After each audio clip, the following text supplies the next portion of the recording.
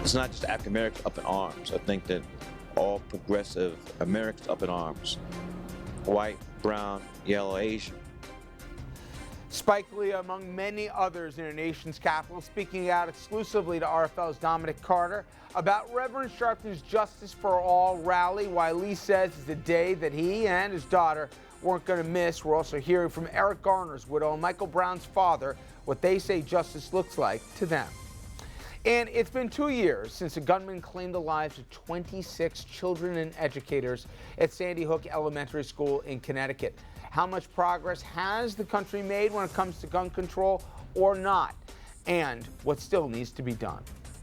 Plus, Hollywood still bruised up following that massive hack at Sony Entertainment. Personal information, insults about A-list actors being leaked. Whose job is it, though, to determine what is newsworthy?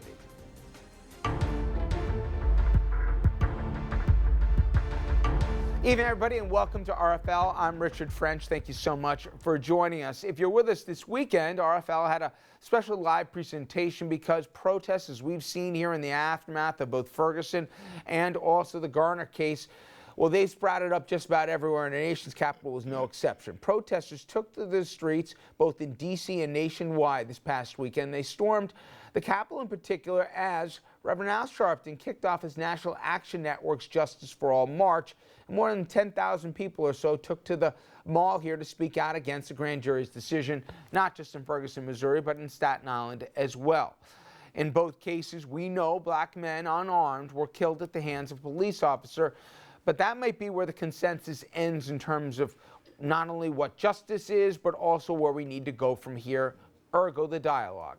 An interesting poll came out that shows about that gap. New York Times Siena College poll, and it came out this weekend. It found that 64% of those polled believe that the federal government should charge the officers involved, and 24% say they shouldn't, and 12% were on the fence. And when asked if people of color are treated fairly or not by the criminal justice system in New York City, again, nearly 2/3 said not fairly, while a quarter believed otherwise. All right, as I said, it was a big weekend, and our own Dominic Carter was in D.C. for the march, and he met up with, among others, film director Spike Lee and others who played an integral role both in the Michael Brown and Eric Garner cases in terms of the dialogue that came after it. And Dominic, you had a lot of interesting cases, including for some family members who no longer have loved ones. Indeed the case, Richard. We'll get to Spike Lee in just a moment. This weekend we had exclusive access, starting with the father of Michael Brown. Has this time period been very tough for you? Yes, it'd be like this for a while. Think about him every day. My heart goes out to all the other families. It's just sad. Mr. Brown, how would you define justice? Justice is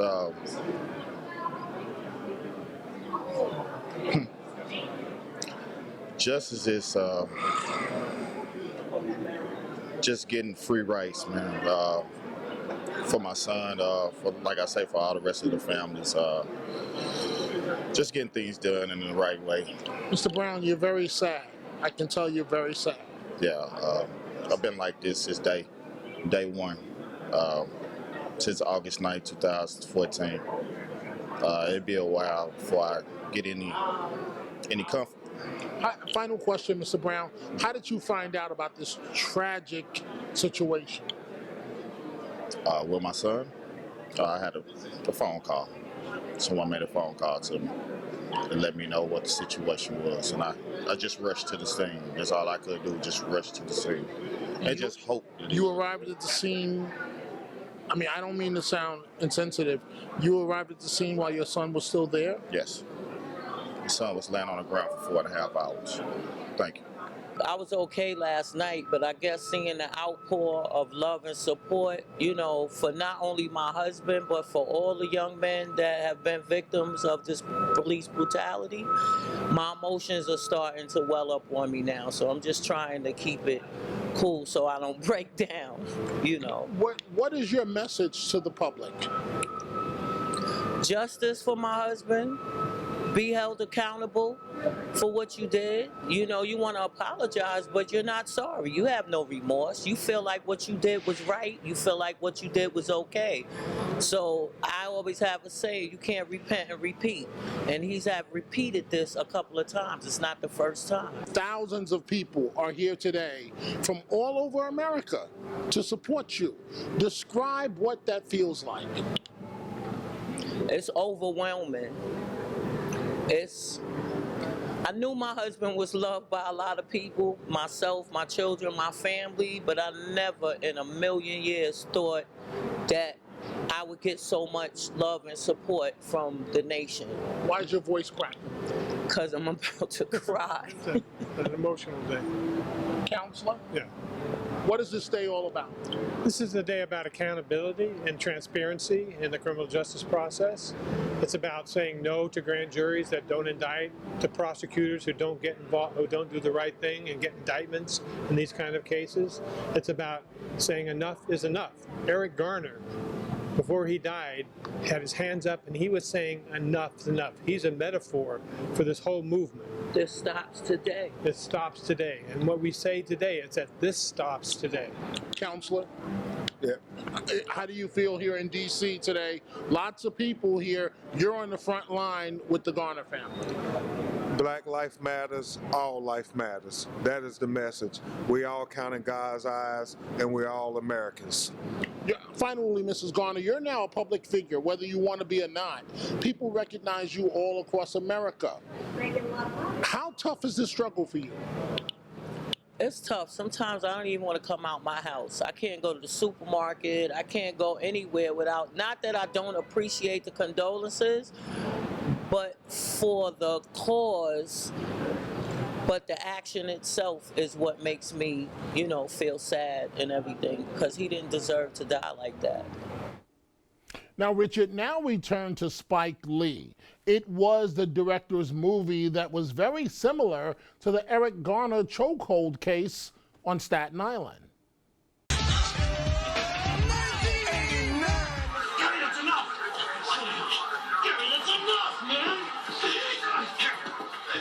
Had to be here. When I read that Rev said we're marching, so we're here. Why is it important for you to be here, Spike? Because, you know, something is gone amiss in this country as far as it goes, the judicial system and the relationship between communities of color and police departments. Young lady, obviously you're very proud to be here with your father, but what is today about for you? I mean, I'm here to, you know, try to find justice for my brother. And not only my, you know, younger brother who's 17, who could have been one of these men who was brutally murdered, but my brothers, you know, and this is really important, and I'm happy and proud to be here. I'm out here, so I think that you have people out here of many walks of life. Professionals, people just getting by.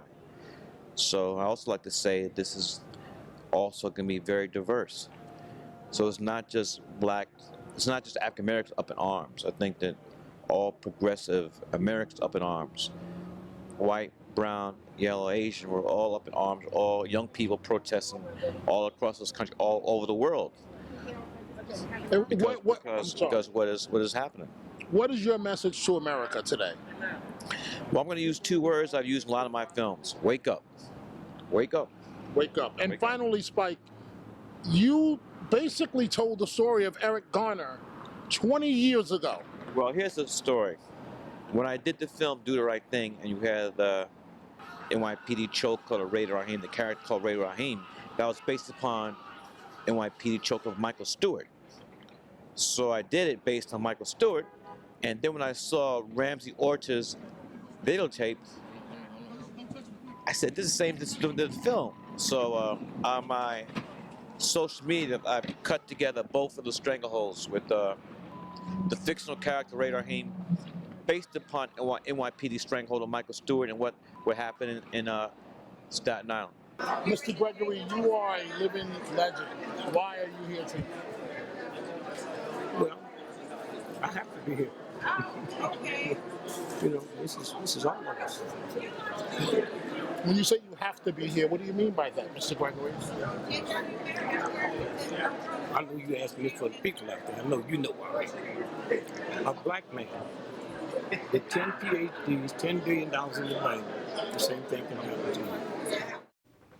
All right, let's bring in our panel right now. In addition to Dominic, we're joined by Jeannie Zaino, professor of political science at Iona College, professor of campaign management at NYU, Jonathan Yedden, Democratic consultant with the Advance Group and a former executive director for the Kings County Democratic Party, and Andrew Whitman, our senior political correspondent. All right, guys, in the next segment, we're going to talk about where these protests have gone, certainly in New York, and there was certainly controversy about it. What happened late Saturday night. And now there's a major friction between the mayor's office as well as also the NYPD. But for now, on a national level, this dialogue, I was taken, while Dominic was in D.C., you had 30, 40,000 people in New York City. You had people protesting in Boston. You had people protesting in Philly. You had people protesting in California. Something's going on. I don't know what it turns into, Jeannie. Sometimes I defer to you because you're on the college campuses to just see how much passion there really is to this. How much of a staying power do you think there is to this? Or do you think if, let's say, the Gurley case, which we'll talk about later, there is indictments, then this gets muted?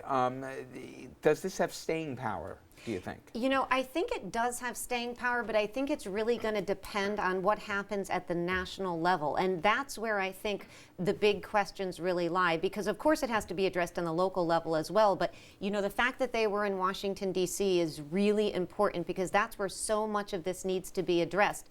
And I do think in the first early days, you know, President Obama did a good job bringing people together to talk about this.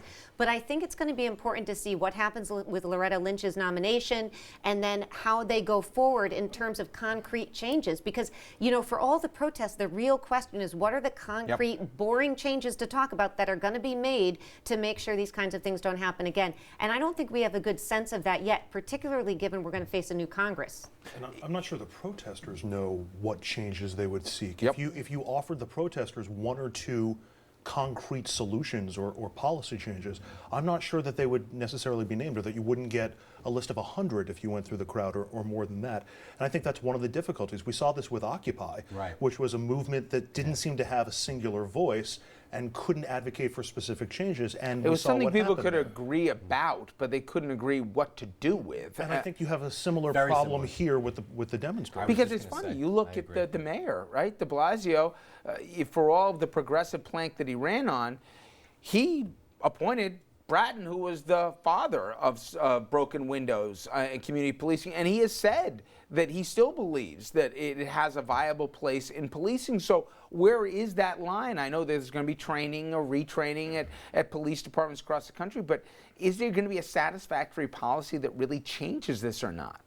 I actually take a different position. I think it needs to happen locally. I don't think the federal government, given the gridlock there and given just the jurisdictions and the laws and everything, stuff needs to happen locally. But I do believe, as Andrew said, it's very similar to what happened with Occupy. We need to just come in now, and there needs to be some type of way for it to translate into actual change and action. Right now you have a lot of people that are upset, rightfully so, in my opinion. And so we need to see change. I think it needs to happen locally, state by state, municipality by municipality. And I think you're going to start to see that because things need to change. People are waking up. They realize that, you know, you wake up and you're a minority in this country. You know, you're treated differently, and the deck is just stacked against you, and you don't have the same opportunities as others. And things need to change in order to fix that. I would say ideally, I agree it would happen on the local level, but historically it does not. Historically, these things happen from the top down. That's how we've seen all kinds of discrimination addressed. No, I totally agree. It happens from the top down, and it requires leadership to say not only everybody's frustrated and agrees it's wrong, but how are you going to solve it? And unfortunately, when you are looking at police forces in, you know, in the Midwest, where you have, you know, in Missouri with 94% white cops and a 64% black population, those changes aren't likely to happen from the bottom up. But so I agree with you ideally, but right? I don't know if it's going to happen. But short of quotas, right? It's very hard It's to change. hard, and to me, I always look at these as fast. flashpoints, and you've covered 30 years of these kind of cases. The next one that's going to be in the barrel is going to be the Gurley case. Tomorrow I'll be talking to the Attorney General in New York who wants to handle it. The DA wants to handle it, keep control of it in Brooklyn.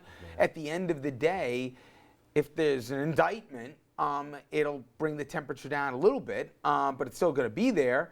But if there's no indictment, who the heck knows what happens next? Isn't this almost going to be on a case-by-case basis to see? It is on a case-by-case basis, but I'm not necessarily sure that the temperature will come down if there's an indictment in the Gurley case. The circumstances are very different.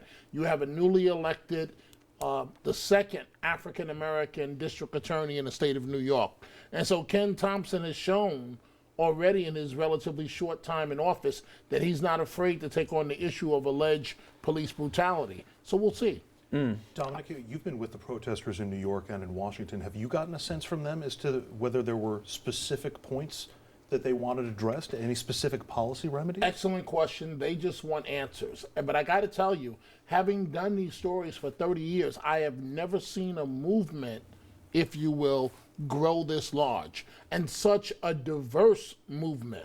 I am baffled, having been in Washington and in New York City, the amount of white people, if you will, that are out there protesting just as well, chanting no justice, no peace. Yep. Latinos, Asians, large diverse crowd.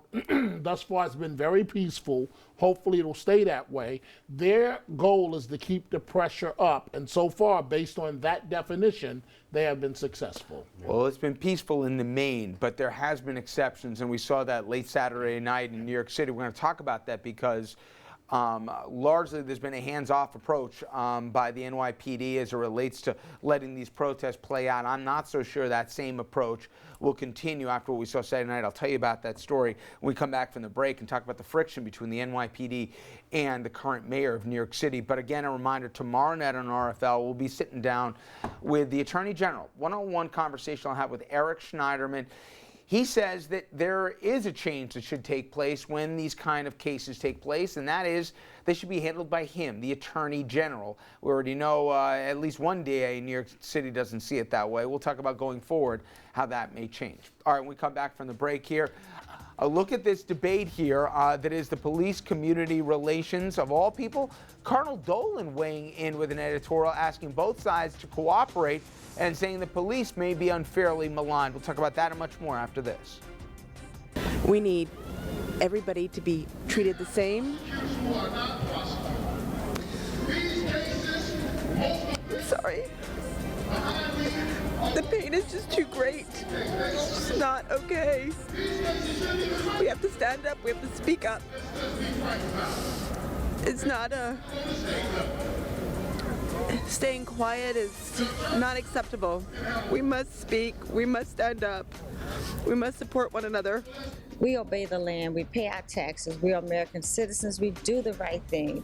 We should be treated like human beings. We know the police is there to protect us. We thank them, we embrace that. We know we are to obey the law of the land, no problem. Everybody has an element of crime in their communities, deal with that crime, but let the people live. Let us live. But to come all the way from St. Louis? Yeah, I wouldn't miss it. I'm out of school, so I'm good.